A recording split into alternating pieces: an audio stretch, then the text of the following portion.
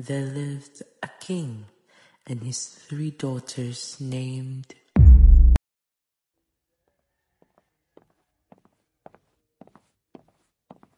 I'm here to be in this room because I will retire soon as the king of this kingdom.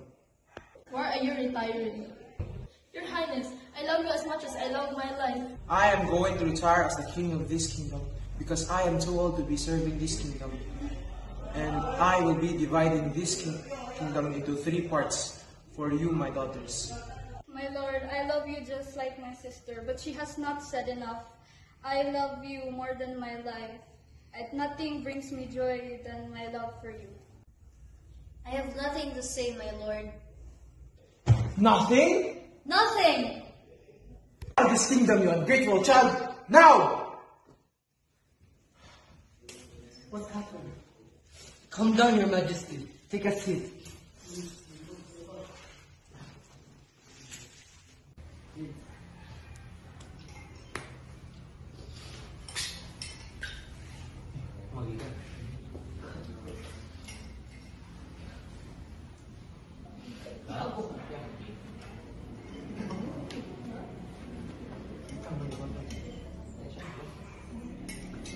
I am going to retire soon, so you guys will be going to them as the new knight of their kingdoms.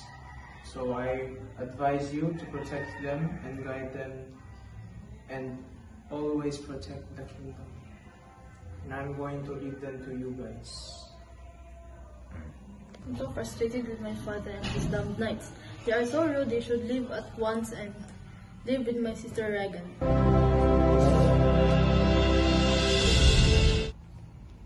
I will always be your loyal servant, my lord. Sure, whatever. God.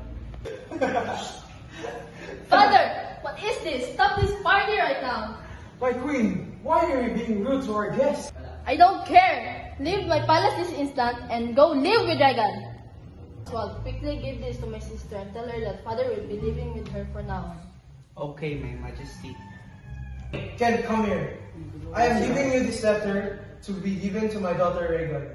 She will be receiving this as I am going to be living with her for my final years as I live on. Okay, Your Highness.